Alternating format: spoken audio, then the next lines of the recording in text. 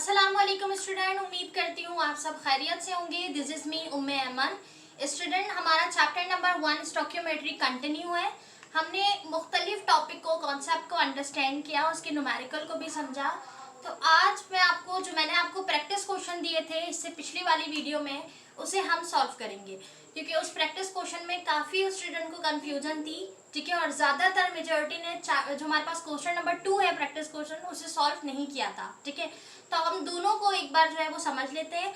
अगर आपने सॉल्व कर लिया है और आपका आंसर करेक्ट आया है, क्योंकि मैंने काफ़ी स्टूडेंट को आंसर भी किया था, उनका आंसर भी करेक्ट था, तो अगर आपका आंसर करेक्ट है और वो स्टूडेंट जिनसे नहीं बन पाया, कोई बात नहीं, आप दोनों देखें ताकि आपको समझ आ जाए, रिवीजन हो जाए कि हम बेसिकली ऐसे क्वेश्चन को जो हमारे पेपर में आए तो हम इसे किस तरीके से सॉल्व करें, ठीक है। तो सबसे पहले ये हमारे पास जो है वो क्वेश्चन गिवन है, जो कि हमारा प्रैक्टिस क्वेश्चन नंबर 1 था, ठीक है। इसमें हमारे पास एक इक्वेशन दी गई थी, एक क्वेश्चन दिया था जिसमें हमसे पूछा गया था कि हमारे पास कैल्शियम जो है, कैल्शियम कार्बोनेट कितनी अमाउंट में कार्बन डाइऑक्साइड और कितनी अमाउंट में हमारे पास कैल्शियम ऑक्साइड को बनाएगा, यानी हम कितना ऑब्टेन करेंगे, हासिल करेंगे। और कैल्शियम जो हमारे पास ऑक्साइड है वो कम्प्लीटली क्या हो रहा था, बर्न हो रहा था, ठीक है। तो कैल्शियम कार्बोनेट जब कम्प्लीटली बर्न होगा, यानी कि हीट होगा, तो उसमें जो है वो प्रोड्यूस करेगा कार्बन डाइऑक्साइड को और कैल्शियम ऑक्साइड को। अब मालूम ये करना है कि कार्बन डाइऑक्साइड का मास कितना है और कैल्शियम ऑक्साइड का मास कितना है। और पहले से आपको गिवन क्या है, मास गिवन है। तो जब आपको मास गिवन हो और मास निकालना हो, तो ये हमारे पास कौन सा रिलेशनशिप है, मास मास रिलेशनशिप, ठीक है। तो क्वेश्चन हमने समझ लिया। सबसे पहले हम अपना डेटा बनाएंगे कि हमारे पास जो चीजें गिवन है वो लिखेंगे और जो निकालना है, रिक्वायर्ड है, वो लिखेंगे। तो हमें कार्बन डाइऑक्साइड का मास निकालना था, हमने क्वेश्चन मार्क लगा दिया। कैल्शियम ऑक्साइड हमें निकालना था, हमने क्वेश्चन मार्क निकाल दिया। कैल्शियम कार्बोनेट हमारे क्वेश्चन में गिवन होगा, तो हमारे पास है 25 ग्राम, हमने वो लिख दिया, ठीक है। अब इसी 25 ग्राम की वैल्यू को हम लेके चलेंगे और इन दोनों की वैल्यू जो है वो निकाल लेंगे, सही है। तो सबसे पहले सॉल्यूशन लिखने के बाद आपने एक बार अपने इक्वेशन को कॉपी करना है, सही है। तो इक्वेशन हमारे पास है ये रही, आपने इक्वेशन कॉपी कर ली, सही है।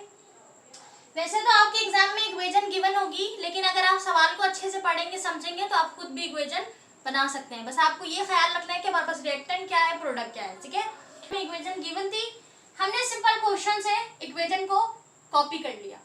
कॉपी करने के बाद हमने ये चेक करना है कि हमारी इक्वेशन बैलेंस है या बैलेंस नहीं है, ठीक है। तो सबसे पहला सवाल कि हम कैसे चेक करेंगे कि बैलेंस किस तरीके से होता है। सबसे पहले बैलेंस इक्वेशन है क्या, बैलेंस इक्वेशन यानी कि स्टूडेंट आपकी इक्वेशन में रिएक्टेंट की जो अमाउंट है वही प्रोडक्ट की अमाउंट है, यानी कि यहाँ पे एलिमेंट को देखा जाता है कि हमारे पास इधर 4 कार्बन है तो इधर भी 4 कार्बन होंगे, तो ये बैलेंस इक्वेशन है, ठीक है। अगर यहाँ पे 2 कार्बन है, यहाँ 4 कार्बन है, तो ये बैलेंस नहीं है, पहले हमें उसे बैलेंस करना पड़ेगा, ठीक है। तो हमने देखा यहाँ पर ये इक्वेशन हमारी बैलेंस थी। यहाँ पर हमारे पास कैल्शियम 1 था, यहाँ पर भी कैल्शियम 1 है, यहाँ पर ऑक्सीजन 3 है, यहाँ पर भी ऑक्सीजन जो है वो 3 है, 2 इधर और 1 इधर, 3। उसके अलावा यहाँ पर कार्बन 1 है, यहाँ पर भी कार्बन 1 है, ठीक है। ये रहा, तो ये हमारे पास हो गया बैलेंस इक्वेशन, ठीक है। तो इक्वेशन हमारी पहले से बैलेंस थी, तो हम डायरेक्ट सॉल्व करेंगे। अब यहाँ पर 2 चीजें आपको पहले से मिल जाएंगी, वो क्या, एक आपको मिलेगा यहाँ पे मोल, कि आपकी इक्वेशन में नंबर ऑफ मोल कितने हैं। दूसरा आपको मिलेगा कि इसका मोलर मास क्या है। मोलर मास आपको बस निकालना होगा, एलिमेंट आपके पास गिवन होंगे। किस तरीके से, देखिए हमारे पास यहाँ पर कुछ नहीं है, तो क्या छुपा है, 1। तो यानी कि जो हमारे पास हमारे जो इक्वेशन होती है, हमारे एलिमेंट से जो पहले कोफिशिएंट होता है वही हमारा मोल होता है। तो यहाँ पे कोई कोफिशिएंट नहीं था तो हमने लिख दिया 1 मोल, एज यूजुअल। यहाँ पे कोई कोफिशिएंट नहीं था तो हमने लिख दिया 1 मोल, यहाँ पे कोई कोफिशिएंट नहीं था, हमने लिख दिया 1 मोल। इस तरीके से अगर मिसाल के तौर पे यहाँ 2 होता तो इसका कोफिशिएंट 2 है, तो इसके मोल कितने होते हैं, 2 मोल होते हैं, ठीक है स्टूडेंट। उसके बाद हमने देखा मोलर मास निकाला। अब मोलर मास कैसे निकाला हमने, हमारे पास कैल्शियम की जो वैल्यू थी वो होती है 40, तो हमने लिखा 40 प्लस कार्बन की वैल्यू हमारे पास होती है 12, हमने लिखा 12, ठीक है। उसके बाद प्लस लगाएंगे, ऑक्सीजन की वैल्यू होती है 16, तो हमने लिखा 16। अच्छा, ये ब्रैकेट क्यों लगाया है, क्योंकि हमारे पास ऑक्सीजन 3 टाइम मौजूद है, तो हम ऑक्सीजन को पहले 3 से मल्टीप्लाई करा देते हैं, ठीक है। इसको मल्टीप्लाई करा के इन दोनों से प्लस कराएंगे तो हमारा आंसर आएगा 100 ग्राम, ठीक है। तो ये हमने क्या निकाला है, हमने मोलर मास निकाला है, ठीक है, जिसे हम मॉलिक्यूलर मास भी कहते हैं। अब हम इसे मोलर मास क्यों बोल रहे हैं वो भी हमने समझा था, क्योंकि ये ग्राम में मौजूद है। सही, तो हमने यहाँ पे निकाल लिया 100। इस तरीके से बिल्कुल सेम इसका निकाला। कार्बन की वैल्यू 12, ऑक्सीजन की वैल्यू 16, मल्टीप्लाई करेंगे 2 से, 16 को 2 से मल्टीप्लाई करेंगे 32, 32 को प्लस कर देंगे कार्बन के साथ यानी 12 के साथ, आंसर आएगा 44 ग्राम। ठीक है, मोलर मास क्योंकि ग्राम में मौजूद है। इस तरीके से कैल्शियम ऑक्साइड का भी निकाल लेंगे। सही है, कैल्शियम की वैल्यू 40, 16 के साथ प्लस करके 56 ग्राम। तो सबसे पहले हमें कोफिशिएंट को देखते हुए मोल पता चला, साथ ही हमने क्या निकाल लिया, उसका मोलर मास निकाल लिया। तो अब हमारे सवाल में चूंकि दो चीजें पूछी गई हैं, तो हमें ये मेंशन करना जरूरी है कि ये काम हम किसके लिए कर रहे हैं। ठीक है, अगर सिर्फ कार्बन डाइऑक्साइड होता तो आप डायरेक्ट कर लेते हैं, लेकिन यहाँ पर एक चीज आपको लाजमन मेंशन करनी है, वो ये कि ये जो मास हम निकाल रहे हैं ये कार्बन डाइऑक्साइड के लिए, ये मास जो हम निकाल रहे हैं कैल्शियम ऑक्साइड के लिए, ताकि पता चले, सेम ना हो जाए। डायरेक्ट स्टूडेंट क्या करते हैं, पेन उठाते हैं और सॉल्व करना शुरू हो जाते हैं। हेडिंग मेंशन करेंगे तो हेडिंग के भी मार्क्स मिलेंगे। हो सकता है न्यूमेरिकल का आंसर आपका सही ना आए पेपर में, अल्लाह ना करे, या आप टाइम जो है वो मैनेज ना कर पाए, कम हो टाइम और पूरा न्यूमेरिकल सॉल्व ना हो सके, तब भी आपने न्यूमेरिकल छोड़ना नहीं है। अगर आपने न्यूमेरिकल वाला सवाल उठाया है, उसे आप सॉल्व कर रहे हैं, तो एटलीस्ट डेटा बनाए, सॉल्यूशन की हेडिंग लगाए, फॉर्मूला लिखें, अच्छे खासे मार्क्स आप गेन कर लेंगे। और हमारी परसेंटेज के लिए 1 नंबर भी इंपॉर्टेंट है, समझ रहे हैं। अच्छा, यहाँ पर देखिए स्टूडेंट, हमने लिखा for mass of carbon dioxide, तो हमने लिखा कि 100 ग्राम ऑफ कैल्शियम कार्बोनेट यानी कैल्शियम ऑक्साइड हमारे पास है, तो 100 ग्राम ऑफ कैल्शियम ऑक्साइड जो है वो कितना बनाएगा कार्बन डाइऑक्साइड को, 44 ग्राम। अब ये बात कैसे पता चली, जब हमने यहाँ निकाला कि 100 ग्राम हमारे पास कैल्शियम कार्बोनेट था, राइट, तो हमने देखा यहाँ पे हमारे पास कार्बन डाइऑक्साइड कितना आ रहा था, 44 ग्राम। तो इसका मतलब कि अगर हम 100 ग्राम ऑफ कैल्शियम ऑक्साइड को लेंगे तो वो हमें बना के देगा 44 ग्राम ऑफ कार्बन डाइऑक्साइड। ये बात समझ आ गई, लेकिन हमें चाहिए था 25 ग्राम के लिए। ठीक है, तो हम ये चेक करेंगे कि फिर 1 का कितना बनाएगा। सही है, कि भाई मैंने आपसे पूछा कि मुझे बताओ 25 ग्राम अगर मैं लूं तो फिर उसमें कितना कार्बन डाइऑक्साइड बनेगा, तो आप तो मुझे आंसर में बता रहे हो कि भाई 100 ग्राम का 44 बनेगा, लेकिन मैंने तो आपसे 25 का पूछा है। तो 25 को मालूम करने के लिए हम पहले चेक करेंगे कि 1 ग्राम का कितना बन रहा है। तो अगर हम देखें 1 ग्राम ऑफ कैल्शियम कार्बोनेट बनाएगा, 44 को डिवाइड कर देंगे 100 से। क्यों, क्योंकि यहाँ पर ये था, अब हमने 1 से लिया तो ये चला जाएगा डिवाइड पे। ठीक है, तो ये आप हमेशा याद रखिएगा, जो फर्स्ट पे चीज होती है, याद दिलाने के लिए कि जो फर्स्ट पे चीज होती है वो हमेशा डिवाइड पे जाएगी। ठीक है, इस न्यूमेरिकल के अकॉर्डिंग। क्यों, क्योंकि हम 1 के हिसाब से निकाल रहे हैं, तो 100 हमारा यहाँ पे डिवाइड पे चला गया। तो इसका जो आंसर आएगा, ठीक है, वो आंसर हमारे पास किसका होगा, 1 ग्राम के मुताबिक होगा। सही है, लेकिन हमें चाहिए था 25 ग्राम, तो हमें 1 का पता चल गया कि 44 डिवाइडेड बाय 100 का जो भी आंसर होगा वो हमारा 1 ग्राम होगा। ठीक है, लेकिन अब हमें चाहिए 25। तो maths, according to maths rule, कि जो चीज आप इधर मल्टीप्लाई कराओगे वो आपको इज इक्वल्स टू के उस साइड भी करवानी पड़ेगी। तो मैंने लिया 1 में से, 1 से मैंने मल्टीप्लाई किया 25 को, 25 इधर मल्टीप्लाई किया तो मुझे इधर भी करना पड़ा। तो हमारे पास 1 की वैल्यू थी 44 डिवाइडेड बाय 100। अब 25 को चूंकि मैंने दोनों साइड लगा दिया है, तो मैं इसको मल्टीप्लाई करूंगी, आंसर आएगा 11 gram of carbon dioxide, which means कि 25 ग्राम ऑफ कैल्शियम ऑक्साइड हमारे पास कितना ऑब्टेन, कितना बनाएगा, प्रोड्यूस करेगा 11 ग्राम ऑफ कार्बन डाइऑक्साइड। या आपके जो क्वेश्चन में उसके अकॉर्डिंग अगर हम आंसर लिखे 11 gram of carbon dioxide can be obtained from 25 gram of calcium oxide. ठीक है, तो हम अपने आंसर जो है क्वेश्चन के अकॉर्डिंग आंसर लिखेंगे। तो यहाँ मैंने लिखा है 11 gram of carbon dioxide and 14, अच्छा ये हम निकालेंगे पहले। ठीक है, अच्छा देखिए, for a mass of calcium oxide. अब कैल्शियम ऑक्साइड के लिए भी सेम काम, 100 ग्राम हमारे पास कितना दे रहा था, 56 ग्राम ऑफ कैल्शियम ऑक्साइड। तो फिर हमें जो है 100 ग्राम के मुताबिक तो चाहिए नहीं, हमें तो 25 ग्राम के हिसाब से चाहिए। तो हमने क्या किया स्टूडेंट, 1 के चेक किया कि भाई 1 कितना देगा।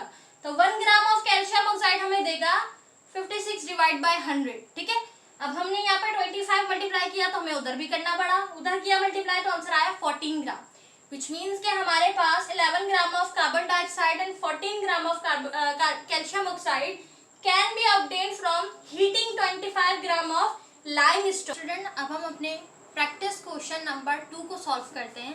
तो यहाँ पर प्रैक्टिस क्वेश्चन नंबर 2 हमारे पास है क्लोरीन इज प्रोड्यूस्ड, यानी क्लोरीन हमारा क्या है, क्लोरीन हमारा प्रोडक्ट है, ठीक है, on large scale bye electrolysed. अब यहाँ पे रिएक्शन मतलब क्या हो रहा है, इलेक्ट्रोलाइज हो रहा है, ठीक है।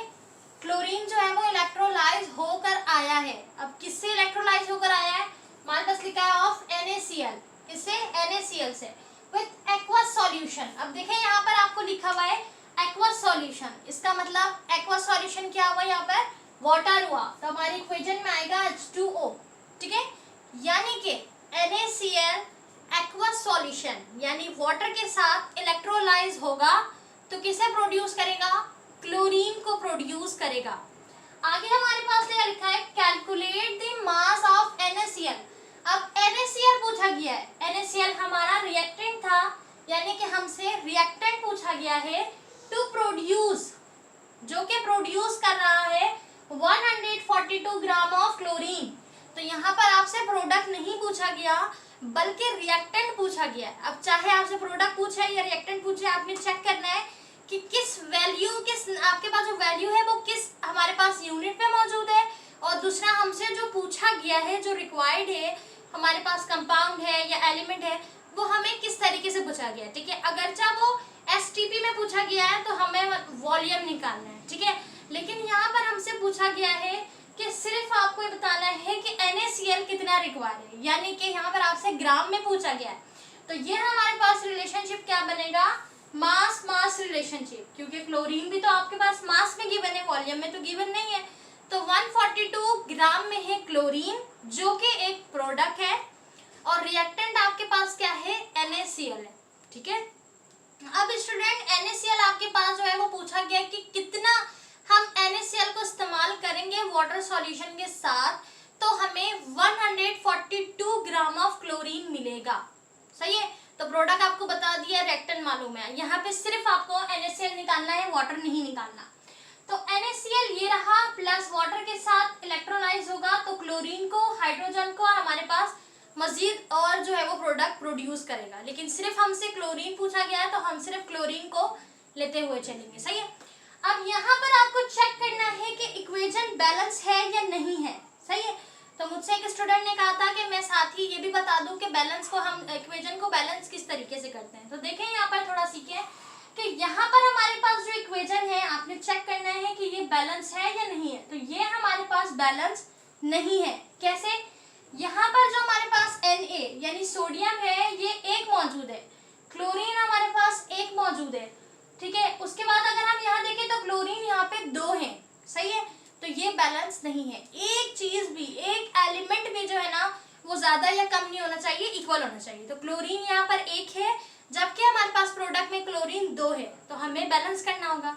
तो बैलेंस करने के लिए हम किसे लगाते हैं, 2 को, ठीक है, कि हमारा 2 से पहले चेक करेंगे कि 2 से हमारा काम बन रहा है या नहीं बन रहा, फिर फर्दर हम चेक करेंगे। तो अगर हम 2 को लेके चले तो मैंने यहाँ पर 2 लगा दिया, सही है।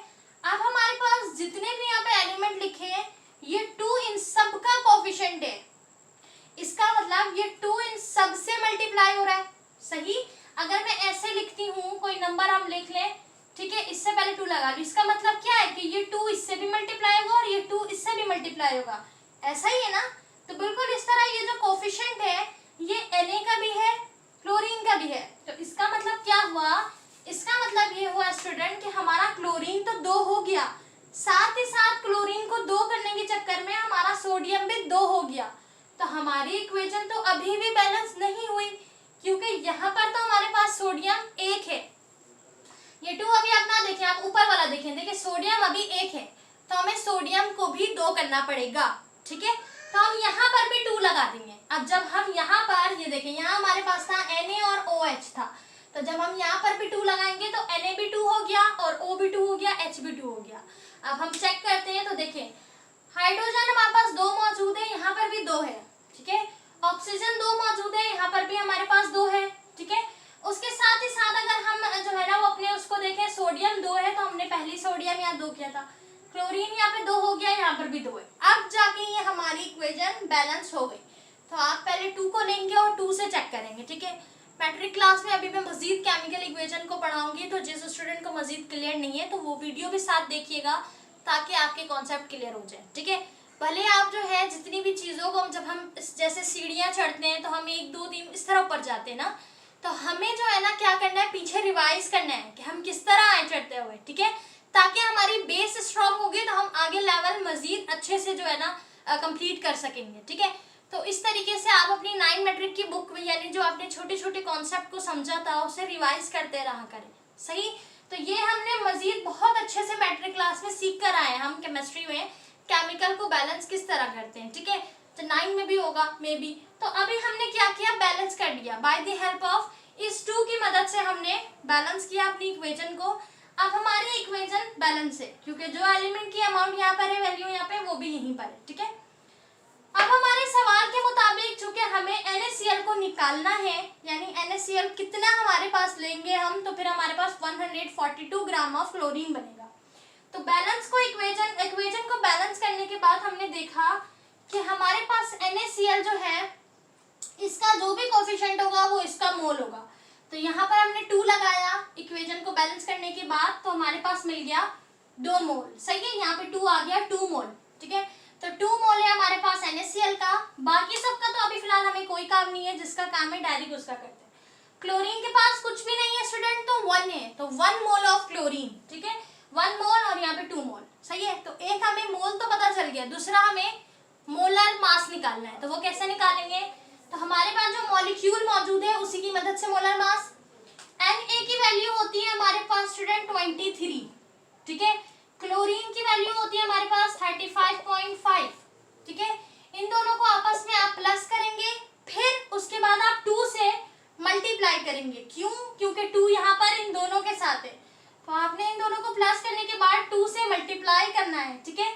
किस तरीके से, ये हो गया 23 प्लस हमारे पास 35.5 मल्टीप्लाई विद 2, तो ये हमारा आंसर आएगा 117 ग्राम, ठीक है। तो 117 ग्राम ऑफ NaCl हमारे पास आ गया, सही है।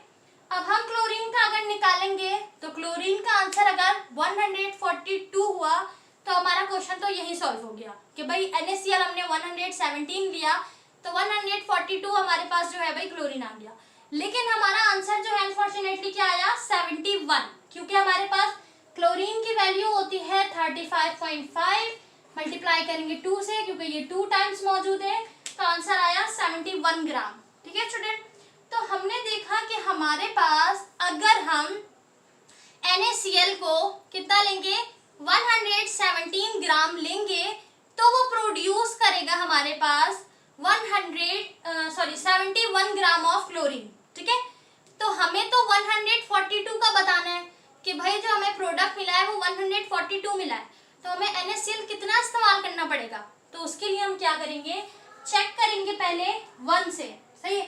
तो पहले तो आप क्या करें, अपना डेटा बनाना है कि क्या चीज आपको, ये तो मैंने आपको स्टार्ट में इसलिए समझा दिया, स्टार्ट करते हैं। तो सबसे पहले हमने अपना डेटा बनाया, आपने ये सब इतना नहीं करना, जस्ट आपने अपनी इक्वेशन को 1 टाइम रिपीट करना है।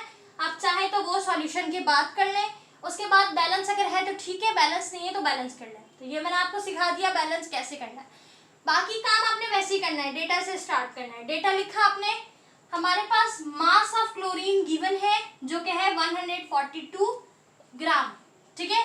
और हमें मास ऑफ NaCl बताना है जो कि हमें नहीं पता, क्वेश्चन मार्क, सही है। अच्छा, ये हमारे पास कौन सा रिलेशनशिप है, ये मैंने हेडिंग लगाई है मास मास रिलेशनशिप। एक का मास गिवन है, दूसरे का निकालना है, तो मास मास रिलेशनशिप। सॉल्यूशन की हेडिंग लगा के यहाँ पर आप अपना इक्वेशन पुट कर लें बैलेंस करके।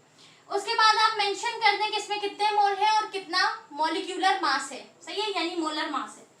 तो हमने देखा कि 71 ग्राम ऑफ क्लोरीन जो है वो बनेगा जब हमारे पास 117 ग्राम ऑफ NaCl होगा। तो 117 ग्राम ऑफ NaCl अगर मौजूद है तो वो बनाएगा 71 ग्राम ऑफ क्लोरीन को, लेकिन हमें चाहिए था 142 का।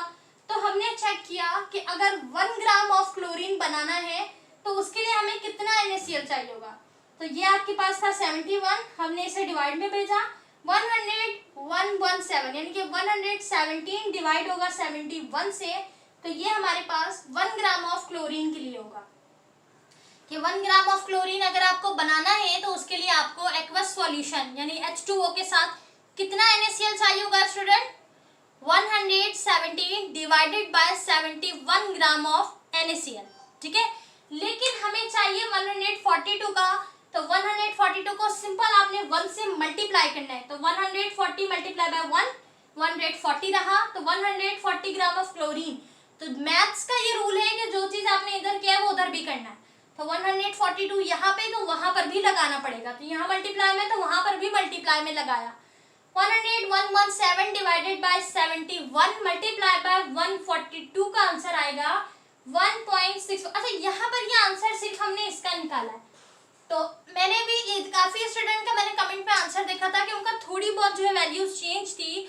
वो रीजन ये कि आप अगर इसे 7 कर दोगे, मतलब डिवाइड भी और फिर साथ ही कैलकुलेटर में मल्टीप्लाई का निशान लगा के 142 लिख दोगे तो आंसर आपका चेंज आएगा, ठीक है।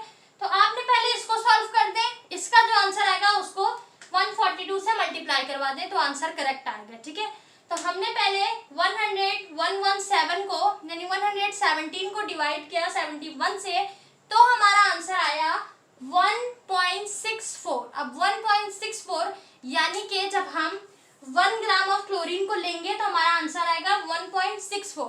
अब चूंकि हमें 142 के बराबर चाहिए तो हम 142 से मल्टीप्लाई करा देंगे, तो हमारा आंसर आएगा 234 gram of NaCl, which means जब हम 142 ग्राम ऑफ क्लोरीन को चाहिए हमें, तो हमें कितना लेना होगा NaCl 234 ग्राम। तो अब अपना रिजल्ट भी आपने मेंशन करना है, that is 234 gram of NaCl are required to produce 142 gram of chlorine, ठीक है।